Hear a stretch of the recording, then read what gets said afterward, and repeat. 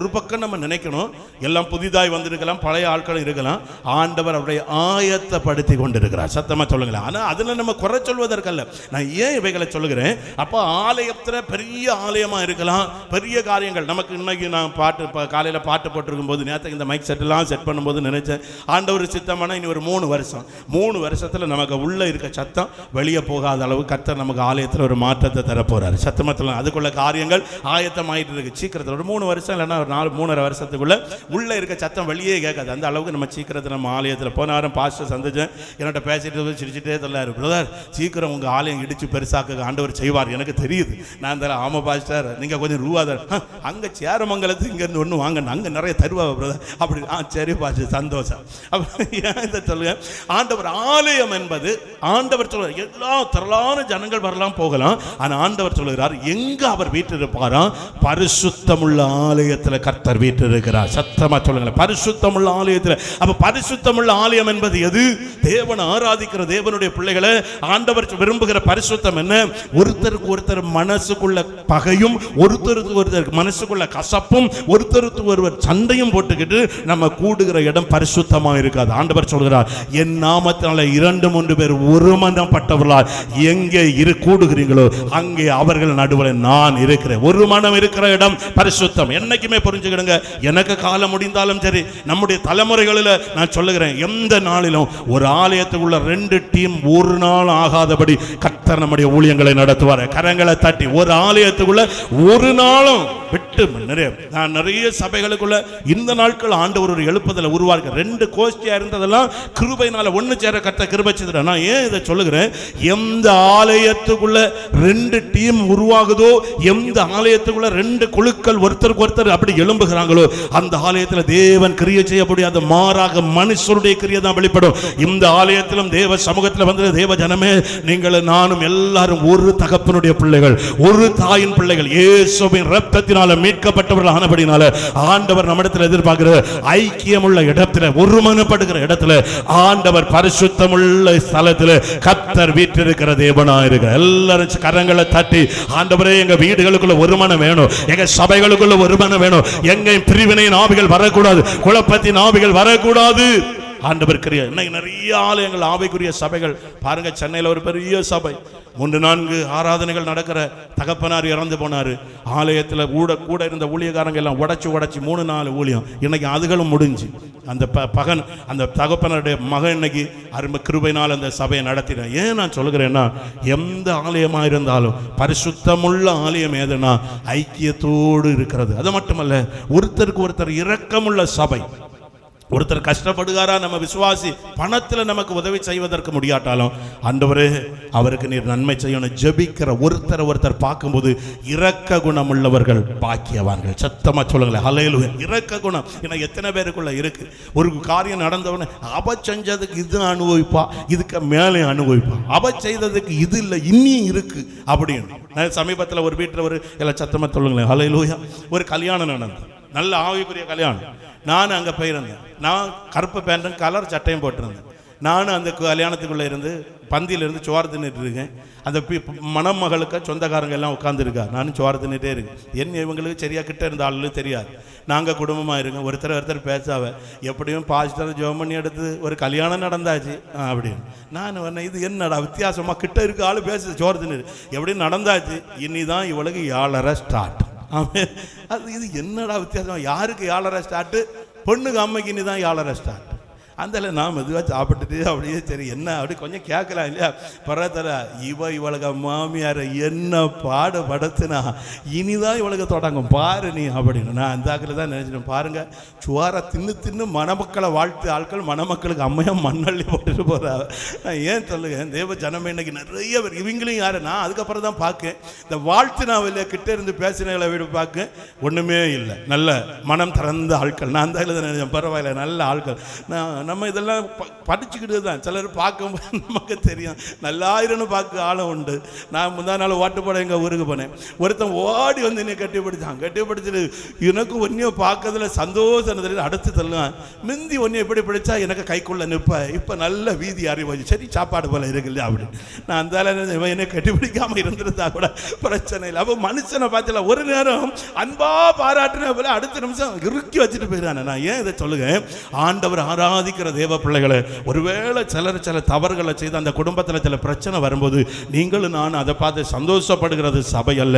அவர்கள் மேலே இறக்கப்பட்ட அவர்களுக்காக ஜெபிக்கிறது தான் பரிசுத்தமுள்ள சபையாக இருக்கிறது. ஹல்லேலூயா. வேதத்தை வாசிக்கும் போது வேதத்தில் இருக்கு பாருங்க, அதில் அந்த வேத பகுதியை வாசிக்கிற நேரம் ஆண்டவர் சங்கீதத்தின் புத்தகத்தில் 122வது சங்கீதம் 122வது சங்கீதம் 9வது வசனத்தை படிங்க. அந்த சபையை குறித்து ஆண்டவர் சொல்லுகிறார் பாருங்க, ஆலயத்தை குறித்து ஆண்டவர் சொல்லுகிறார். 122வது சங்கீதம் 9வது வசனம்,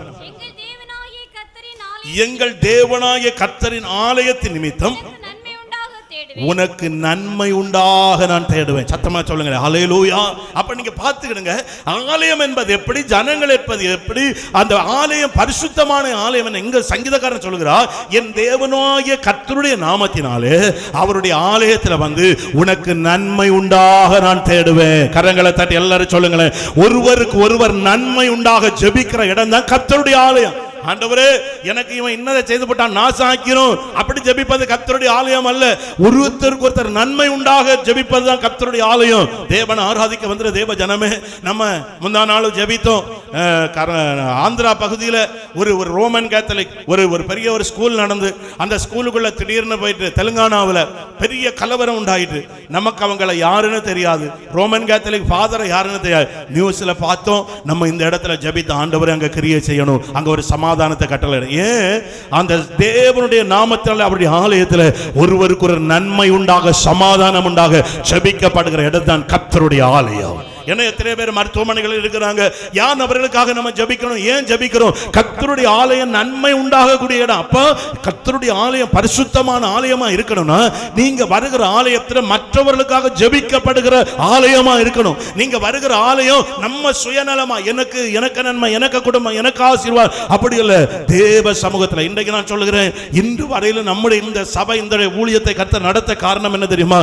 ஒன்று கூட கர்த்தர் தருகிறதுல நமக்காக அல்ல, தருகிறதுல அநேக ஊழியங்களுக்காக செய்கிறோம். நம்ம ஊழியத்தில் எப்ப எதை செய்யணுமோ கர்த்தர் நிறைவாய் நமக்கு தந்தது அவர் நம்மை நடத்தி கொண்டிருக்கிறார். இன்னைக்கு நான் மீண்டும் கர்த்தருடைய நாமத்தை தைரியமா சொல்ல முடியும். அப்ப நீங்க புரிஞ்சுக்கிடுங்க, ஆண்டவர் ஆராதிக்க மற்றவர்களுக்கு நன்மை உண்டாக நம்ம ஜெபிக்கிற இடம் தான் கர்த்தருடைய ஆலயம். அடுத்தது அந்த ஆலயம் பரிசுத்தமுள்ள ஆலயமா இருக்குன்னு வசனம் சொல்லுது. அடுத்து நீங்க பாத்தீங்கன்னா அந்த ஆலயத்தில் வந்து நாம் செய்ய வேண்டிய ஒரு காரியம் என்னன்னா, வேதத்தை வாசிக்கும் போது சங்கீதத்தில் 11வது சங்கீதம் 18வது சங்கீதத்தில் 6வது வசனத்தை வாசிங்க. 18வது சங்கீதம் 6வது வசனம், எனக்கு உண்டான நெருக்கத்திலே கர்த்தரை நோக்கி கூப்பிட்டு என் தேவனை நோக்கி அபயமிட்டு.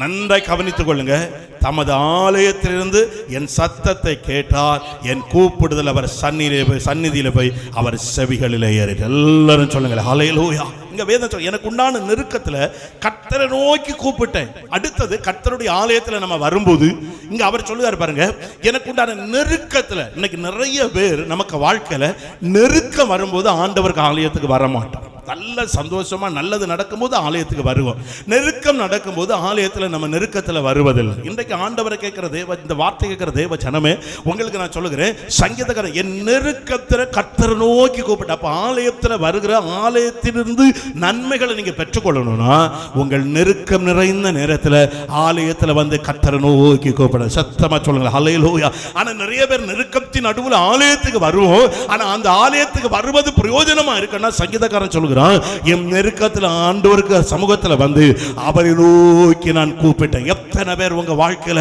நெருக்கம் வரும்போது ஆலயத்தில் வந்து நான் கர்த்தரை நோக்கி கூப்பிட்டேன்னு சொல்லுகிறவங்க எத்தனை பேர் இருக்கிறீங்க? அந்நாளை குறித்து வேதம் சொல்லுகிறது, நிந்தை, அவமானம், நெருக்கம், போராட்டம், அவைகளின் நடுவில் அவள் கர்த்தருடைய ஆலயத்தில் வந்தாள். ஆண்டவருக்கு ஆலயத்தில் வந்து கர்த்தரை நோக்கி கூப்பிட்டாள். அவள் நல்ல பதிலோடு போனாள். இன்னைக்கு ஒரு தீர்க்க தரிசனமாய் ஒரு வார்த்தையை சொல்லுகிறேன். உன் குடும்பத்தில் நெருக்கம் வரும்போது, உன் வாழ்க்கையில பிரச்சனை வரும்போது, உன் குடும்பத்தில் போராட்டம் வரும்போது, கர்த்தருடைய ஆலயத்தில் வந்து நீ தேவனை நோக்கி கூப்பிடுவாய் என்றால் கர்த்தர் பரலோகத்தில் இருக்கிற தேவன் உனக்கு கேட்ட நல்ல பதிலை தந்து உன்னை உயர்த்த வல்லமை உள்ளவராக இருக்கிறார். நம்ம சபையில் வருகிற ஒரு குடும்பம் பார்க்கிறபடினால எனக்கு அவையில பார்த்த ஞாபகம் வருது. அவங்க வாழ்க்கையில கேட்டா தெரியும். பழைய சபை இருக்கத்திலும் சரி, புதிய ஆலயம் இருக்கும்போதும் சரி, இங்க சில நேரம் அம்மான அழுது கேட்கும், இயேசுவேன்னு அழுது கேட்கும். அடுத்து பார்த்தா என்னட்ட சொல்லுவாங்க, பாஷை வேற நான் யார்கிட்ட போய் அழ பாஷை, எனக்கு இவ்வளவு பிரச்சனை இருக்கு பாஷை, இவ்வளவு தேவை இருக்கு பாஷை, பிள்ளைய படிக்க வைக்கணும் பாஷை, நான் வேற எனக்கு இப்படி வேலையில பிரச்சனை, நான் எங்க போறது பாஷை, நான் வந்து அழுதம் போறேன். மறுநாள் நான் அவைகளை பார்க்கும்போது என்னட்ட சொல்லுவேன், பாஷை காரியத்தை கர்த்தர் வாய்க்க செய்தா. என் காரியத்தை நம்ம சபைக்குள்ள இருக்கிறாங்க. நான் ஏன் இதை சொல்லுகிறேன்? அப்போ நெருக்கத்தின் நடுவில் கர்த்தருடைய ஆலயத்தில் வந்து எந்த மனிதன் கர்த்தரை நோக்கி கூப்பிடுகிறானோ கர்த்தர் அவனுடைய வாழ்க்கையில பெரிய காரியம். அப்ப நீங்க ஒன்று புரிஞ்சுக்கணும், ஆலயத்தில் வந்து கர்த்தரை நோக்கி கூப்பிடுகிறோம். அடுத்த வேதம் சொல்லுகிறது, வசனத்தை மட்டும் நான் சொல்லுகிறேன். 66வது சங்கீதம் 13வது வசனம் சொல்லுகிறது. சங்கீதம் 66வது சங்கீதம் 13 சொல்லுது, சர்வங்க தகன பலிகளோடு உமது ஆலயத்துக்குள் நான் பிரவேசிப்பேன். எல்லாரும் சொல்லுங்க ஹல்லேலூயா. சர்வங்க தகன பலியோடு உம்முடைய ஆலயத்துக்குள் நான் பிரவேசிப்பேன். சர்வ அங்க தகன பலி, அதுனா என்ன சொல்லுது பாருங்க. சர்வ நம்முடைய சரீரத்தில் இருக்கிற எல்லா அங்கங்கள், சர்வ அங்கங்களையும் தேவனுக்கு பலியாய் ஒப்பு கொடுத்து உமக்கு ஆலயத்தில் நான் வந்து பிரவேசிப்பேன். சத்தமா சொல்லுங்க. இதுக்கு எதை குறிக்குதுன்னா, எனக்கு சர்வ அங்கத்தை நான் கர்த்தருக்கு முன்பு பலியாய் ஒப்பு கொடுத்திருப்பேன்னா என் ஆண்டவருக்கு சமூகத்தில் வந்து கை தட்டதுக்கு நான் வெட்கப்பட மாட்டேன். ஏன்னா அதை ஒப்பு கொடுத்துட்டேன். சர்வ அங்கத்தை ஆண்டவரை துதிக்கிறதுக்கு சத்தம் போட்டு ஜபிப்பதற்கு நான் வெட்கப்பட மாட்டேன். ஆண்டவரை பாடுவதற்கு நான் வெட்கப்பட மாட்டேன். ஆண்டவரை ஆராதிப்பதற்கு நான் வெட்கப்பட மாட்டேன். கடந்த நாள் ஒரு வீடியோ நான் பார்த்தேன். சரீரமெல்லாம் எரிந்து போன ஒரு நிலைமையில், நீங்கள் நிறைய பேர் பார்த்துருக்கலாம். ஆந்திராவில் உள்ள ஒரு பிள்ளை நினைக்கிறேன், இந்த உதடெல்லாம் தீப்பட்டு இப்படி எரிஞ்சிருக்கு. அந்த பிள்ளை அதுக்கு பாட்டு வரல, ஆலயம் முன்ன நின்று மைக்கில் அப்படியே கண்ணை மூடிட்டு, இந்த கண்ணெல்லாம் நீங்கள் பார்த்தீங்கன்னா தீ காயத்தினால அப்படி ஆறி போய் முகமெல்லாம் பார்க்க முடியாது. அவ்வளோ கொடூரமான நிலைமையில் அந்த பிள்ளை மயக்கப்படுத்திட்டு அப்படியே ஆண்டவரை ஆராதிப்பதை பார்க்கும்போது என் மனசில் நினைச்சேன், ஆண்டவரே அழகு இருக்கோ இல்லையோ, கருப்போ வெள்ளையோ, எங்களை சரீராம அங்கத்தில் எந்த குறை இல்லாமல் வச்சிருக்கிற நாங்கள் உண்மை எவ்வளவு துதிக்கணும் ஆண்டவரே. சத்தமாக சொல்லுங்கள் ஹல்லேலூயா. நான் என் வாழ்க்கையில் கண்களால் கண்டது, பரனூர், செங்கல்பட்டு பக்கத்தில் பரனூர்னு ஒரு இடம் இருக்குது. அங்கே வந்து குஷ்டரோகிகள் நிறைய பேர் இருக்கிறாங்க. அங்கே அவங்களுக்கு ஒரு இது இருக்குது, தெரிஞ்சவங்களுக்கு தெரியும். இப்போல்லாம் பாஸ்டர் மாதிரி சாப்பாடு கொடுக்கணுமோ அங்கே போவாங்க. அந்த நேரம் எங்களை அடிக்கடி நான் இருந்த அந்த பிஷப்பை கூட்டிகிட்டு போவார். வெள்ளைக்காரங்க வரும்போதெல்லாம் அங்கே கொண்டு போய் சாப்பாடு கொடுப்பாங்க.